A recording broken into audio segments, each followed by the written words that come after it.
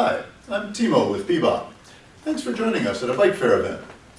In this video, we're going to talk about personal readiness.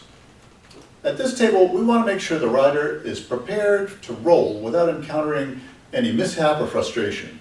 So for kids and some adults, this means helping them to learn what to look for that could catch in the chain, wheel, or on a tree branch.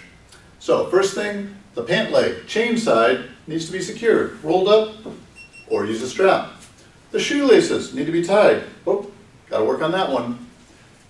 If they have a backpack, the strap should be secured, not hanging loose, and there should be no other loose clothing. If they're wearing a dress, they can use the old coin and hair tie trick. Put the coin through, scare it with the thing, keeps the dress nice and snug. We also want to make sure that their helmet fits correctly, and so that means using the two-finger method. 2 fingers to make sure the V is nice and snug here.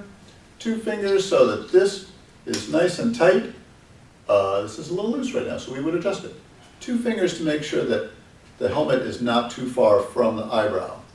And how we would check this is to have the rider wiggle their head or shake it from side to side. Obviously, some help is needed for this one.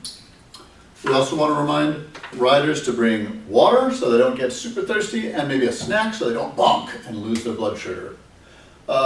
Try some of these activities when you're talking to folks. Make one or more of your clothing accessories wrong and have them point to what it is. Put on a helmet that's misadjusted and have them go through and help you fix it.